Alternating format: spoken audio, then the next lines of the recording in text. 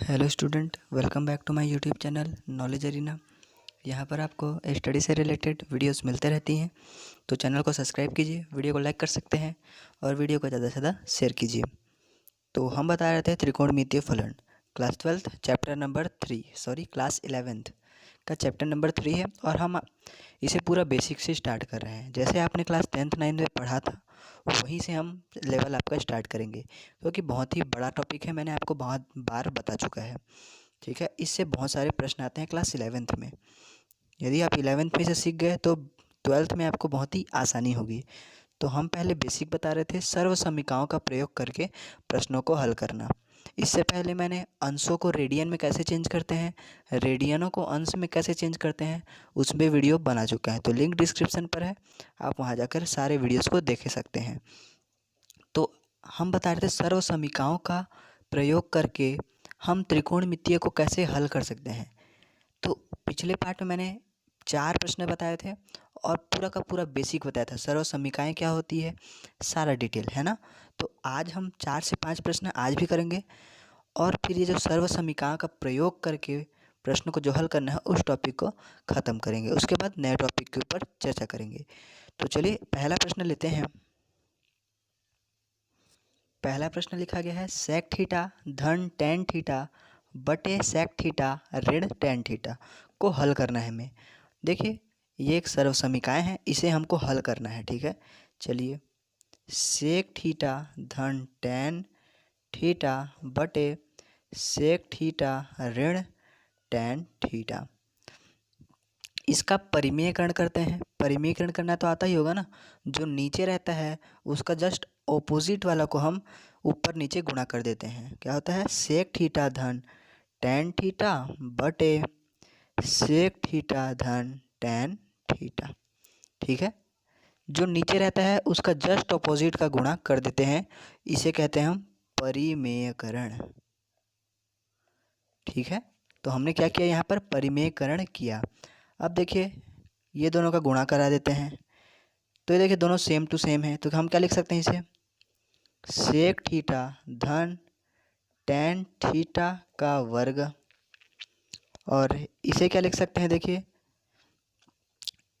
ए धन बी ए ऋण बी के रूप में है, तो इसे हम लिख सकते हैं सेक स्क्वायर थीटा ऋण टेन स्क्वायर थीटा। ठीक है, ये हमने लिख दिया। अब देखते हैं, अब ये देखिए ए धन बी का वर्ग का सूत्र बन रहा है। सेक थीटा को ए मान लीजिए, टेन थीटा को बी, और ए धन बी का सूत्र क्या होता है आपको बताने की ज़रूरत नहीं, मैं लिख देता हूँ। सेक स्क्वायर थीटा धन two sec theta tan theta धन टेन स्क्वायर थीटा बटे सेक स्क्वायर थीटा ऋण टेन स्क्वायर थीटा क्या होता है, 1 होता है। कैसे, क्योंकि ये सर्व समीकरण मैंने आपको पिछले वीडियो में बताया था। क्या बताया था, सेक स्क्वायर थीटा ऋण टेन स्क्वायर थीटा बराबर होता है 1।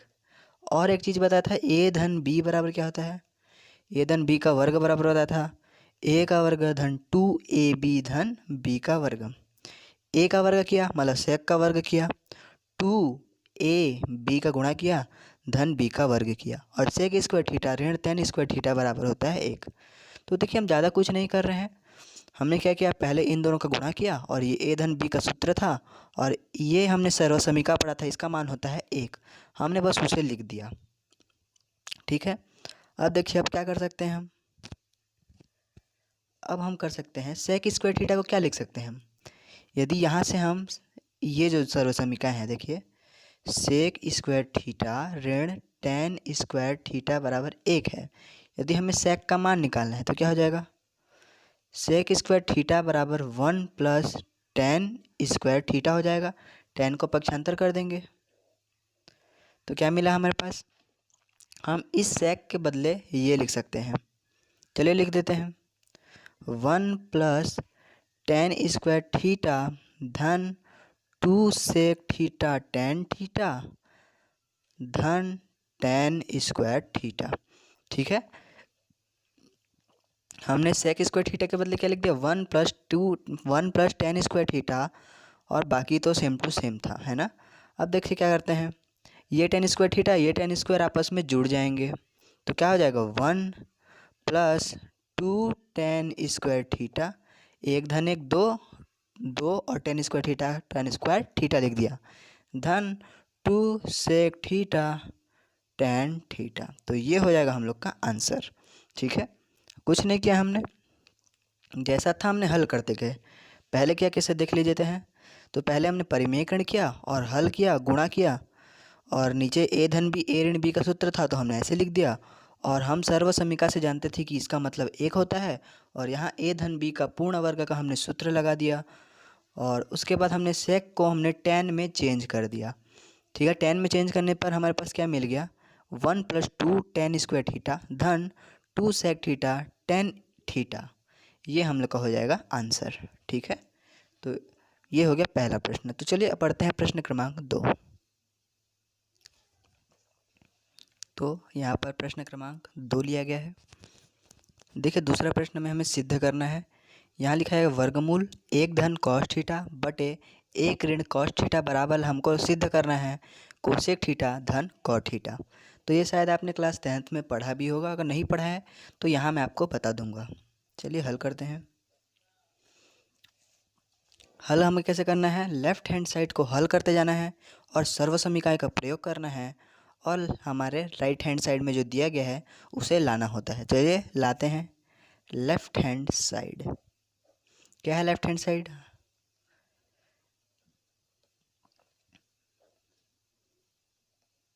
ठीक है, 1 धन cos थीटा 1 ऋण cos थीटा। इसका हम करते हैं परिमेयकरण। ठीक है, परिमेयकरण करेंगे तो क्या हो जाएगा, ऋण है ऊपर, ऋण का है, ऋण है मतलब हमें किसका परिमेयकरण करना पड़ेगा, धन का। तो हम परिमेयकरण करेंगे, एक मिनट, हाँ हम परिमेय करेंगे 1 धन cos थीटा बटे 1 धन cos थीटा। अब हाँ देखिए, हम ये भी करणी में ही रहेंगे ना, मतलब ये प्रश्न वर्गमूल में है तो ये भी वर्गमूल में ही रहेंगे। ठीक है, मतलब दोनों एक ही वर्गमूल में रहेंगे। तो आगे हल करते हैं, आगे भी पिछले प्रश्न की तरह हल कर देते हैं। तो 1 धन cos थीटा 1 धन cos थीटा, ये भी एक फॉर्मूला बन जाएगा। 1 धन cos थीटा का पूर्ण वर्ग हो गया, और ए ऋण बी ए धन बी तो क्या हो गया 1 माइनस cos स्क्वायर थीटा, मतलब ए का स्क्वायर और cos स्क्वायर थीटा हो गया। ठीक है, अब देखिए आगे हल करते हैं।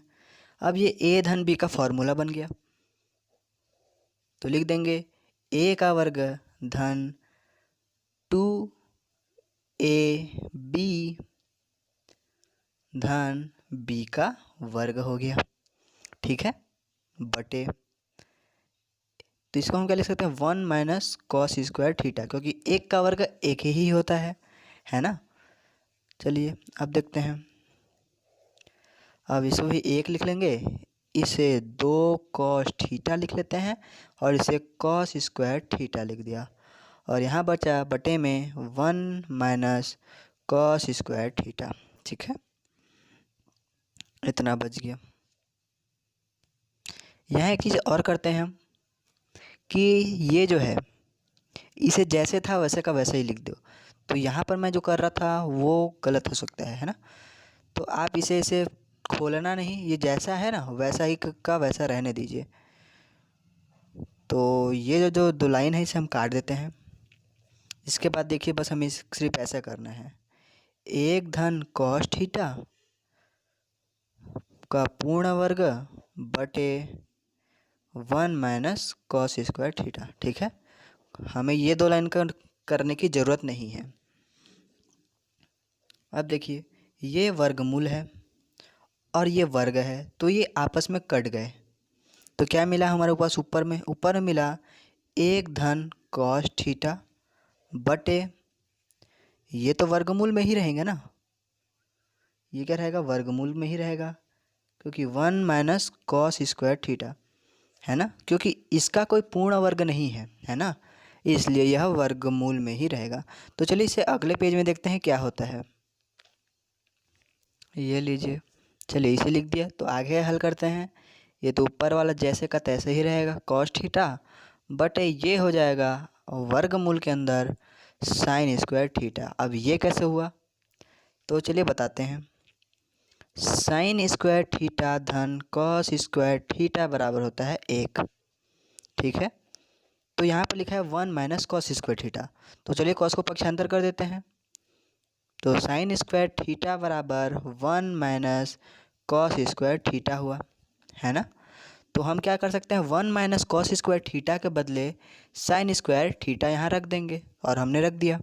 ठीक है, अब देखिए यह साइन जो थीटा है इसे हम कुछ इस प्रकार से भी लिख सकते हैं, क्या, 1 प्लस कॉस थीटा बटे वर्गमूल के अंदर साइन थीटा का वर्ग, है ना। क्योंकि साइन स्क्वायर थीटा जो है साइन थीटा का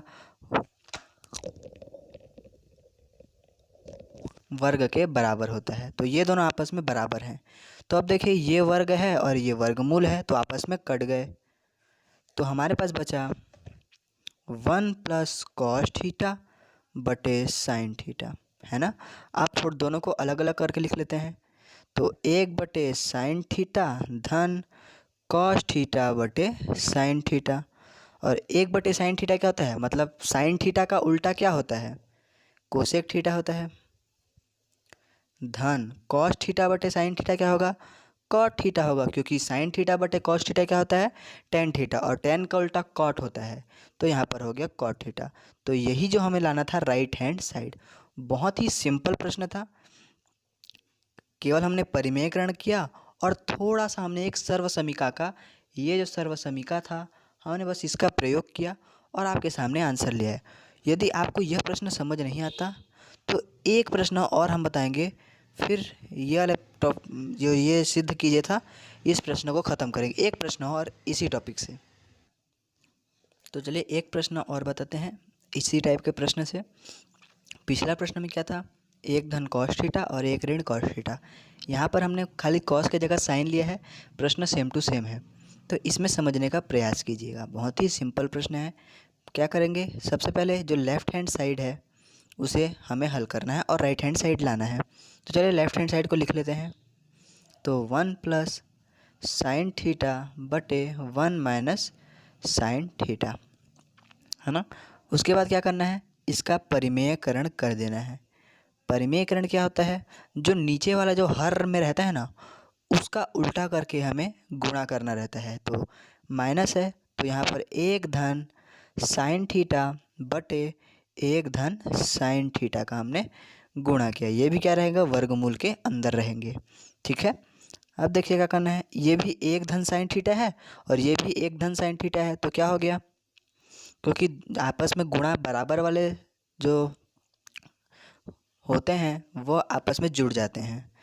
तो क्या हो जाएगा, ये वर्गमूल के अंदर 1 धन साइन थीटा का वर्ग बटे, ऐसा ये पूरा वर्ग है ना, ये पूरा का वर्ग है।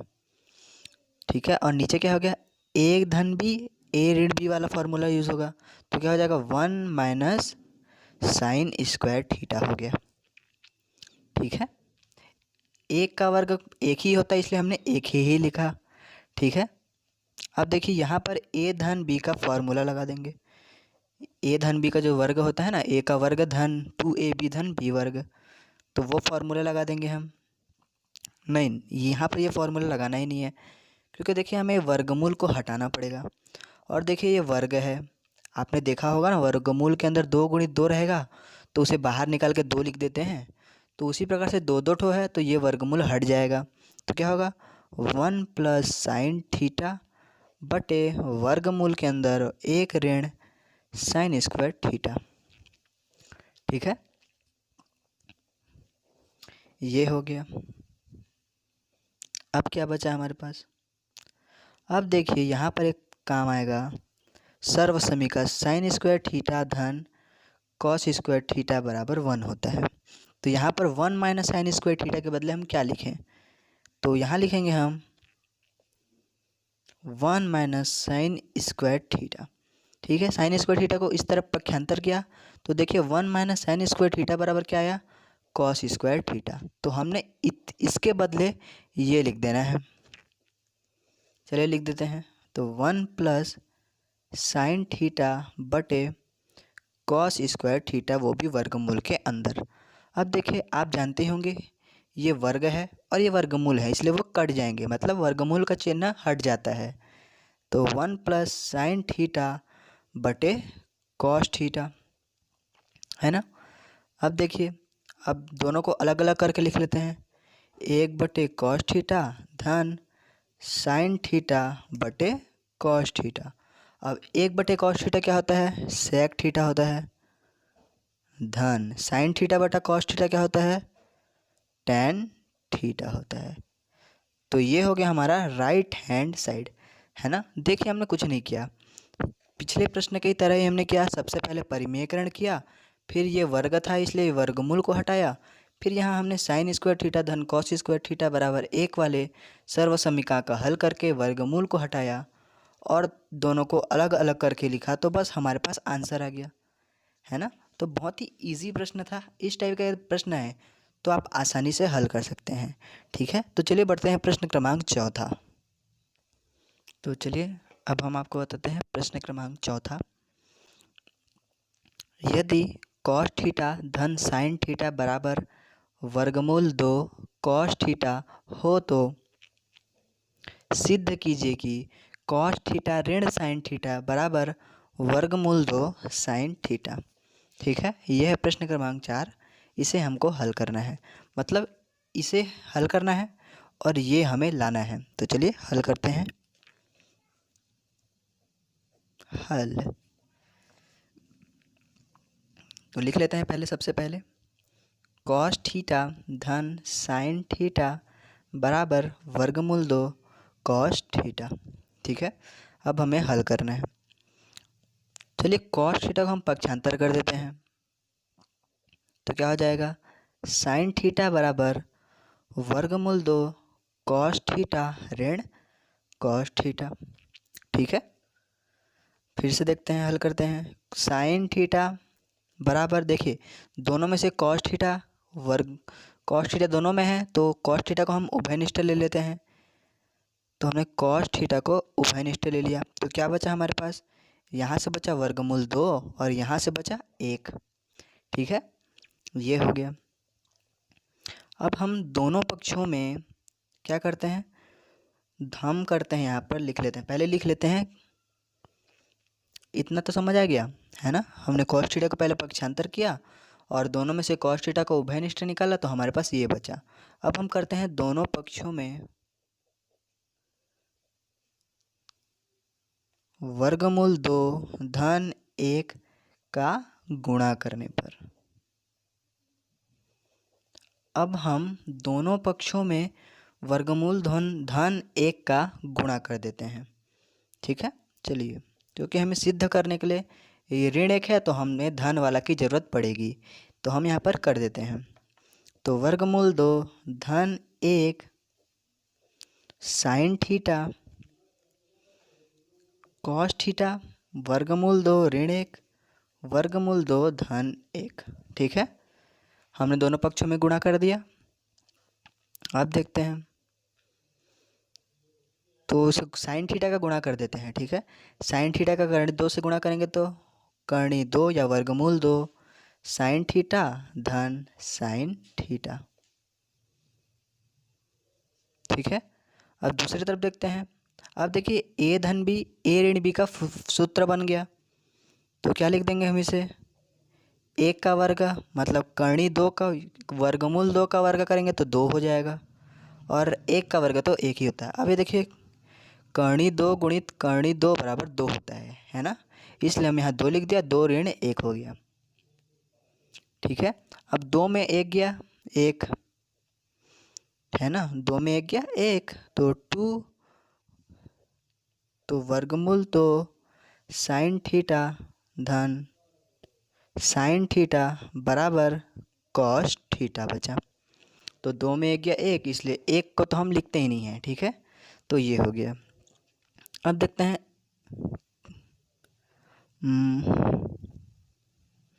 हाँ ठीक है, ये साइन थीटा को इधर पक्षांतर कर देते हैं, तो 2 साइन थीटा वर्गमूल 2 है, वर्गमूल 2 साइन थीटा बराबर हो गया कॉस थीटा ऋण साइन थीटा। अब देखते हैं, अब देखिए आ गया आंसर। हमें बस ऐसे लिख देना है कॉस थीटा ऋण साइन थीटा बराबर वर्गमूल 2 साइन थीटा। तो ये था हमारा राइट हैंड साइड, है ना। देखिए, देख सकते हैं आप प्रश्न में कॉस थीटा ऋण साइन थीटा बराबर लाना था हमें वर्गमूल 2 साइन थीटा, और हमने ये ले आया है कॉस थीटा ऋण साइन थीटा बराबर वर्गमूल 2 साइन थीटा। ठीक है, तो कैसे किया हमने? कुछ भी नहीं किया इसमें, तो एक बार पक्षांतर किया, फिर ये उभयनिष्ठ निकाला, फिर हमने बस ये काम किया, वर्गमूल 2 धन 1 का गुणा किया दोनों पक्षों में, और यहाँ पर a धन b और a ऋण b का जो सर्वसमीका था वहाँ उसका यूज़ किया, बाकी तो पक्षांतर करके हमने ले आया। तो ये है प्रश्न क्रमांक 4। तो होप करता हूँ आपको ये प्रश्न समझ आया होगा। तो चलिए बढ़ते हैं आज के अंतिम सवाल के ऊपर। चलिए 5वां प्रश्न आज का।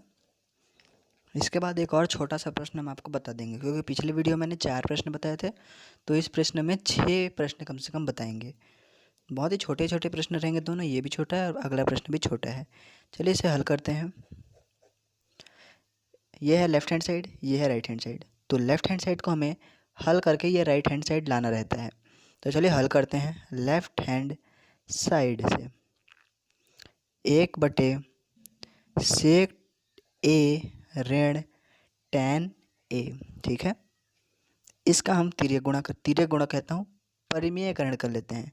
तो परिमेयकरण कैसे करते हैं? ये ऋण है तो धन का परिमेयकरण कर लो, sec a धन tan a बटे sec a धन tan a, है ना।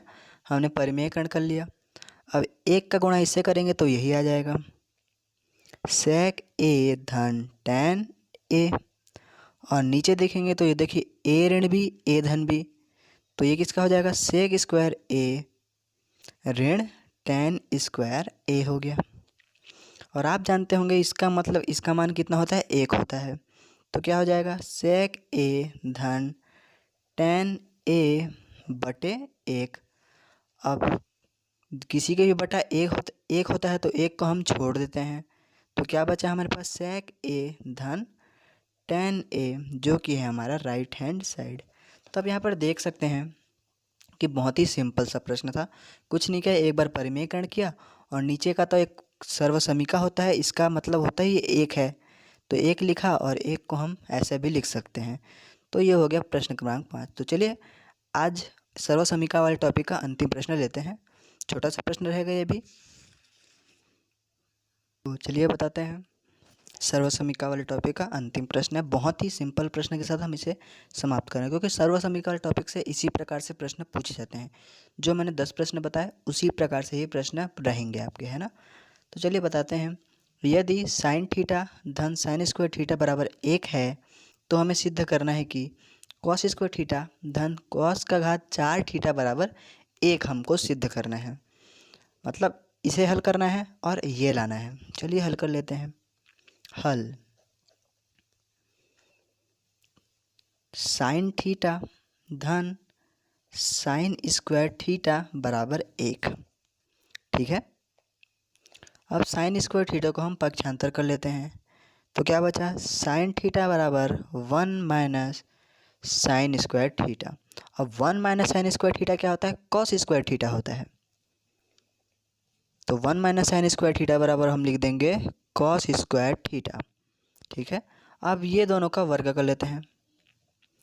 दोनों पक्षों का वर्ग करने पर अब हम क्या करते हैं? दोनों पक्षों का वर्ग कर देते हैं, तो ये क्या हो जाएगा? साइन स्क्वायर थीटा हो जाएगा, और ये कॉस 4 थीटा हो जाएगा, ठीक है।